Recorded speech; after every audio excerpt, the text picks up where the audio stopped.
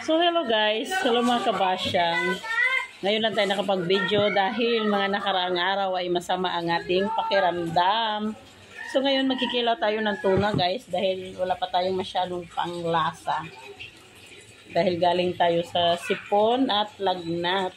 Ilalagay natin siya ng asin and then maglagay tayo ng suka. Ngayon lang tayo nakaano ng video guys dahil yung mga nakaraan ay sobrang sakit talaga ng aking ulo. Pag masama ang pakiramdam po, ito madali lang anuhin. Sabaw at saka kinilaw. Nakikila tayo ng tuna ngayon.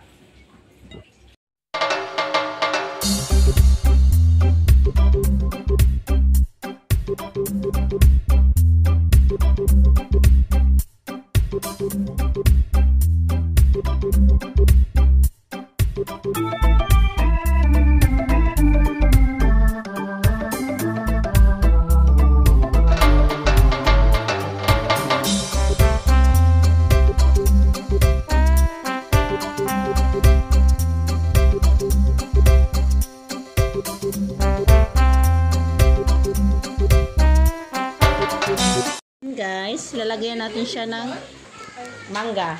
Haluan natin guys. Wala, trip ko lang. And then, ilagay na natin ang ating tuna. Pasensya na guys. Maingay sa paligid natin. And then, nakaready na ang ating sibuyas. And then, ilagay natin ang ating kamatis at ang ating loya. Ihuli na natin ang ating pipino kasi mahirapan tayo paghalo. And then, maglagay tayo ng konting bitchin. Konti lang baka mabalingin. And then maglagay tayo ng asin. At syempre hindi mawawala ang ating suka. Wala na tayong sukang kuba. So ito na lang gamitin natin. Masarap talaga pag sukang kuba. And then lalagay din tayo ng calamansi. Malinis naman ang ating kamay guys. At syempre hindi mawawala ang ating di mawala ang ating sili.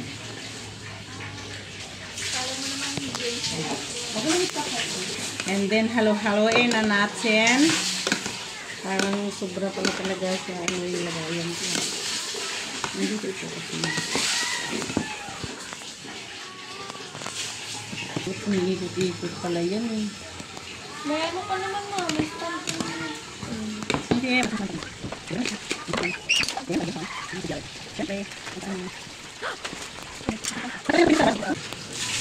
Sarang finished product. Ate, pag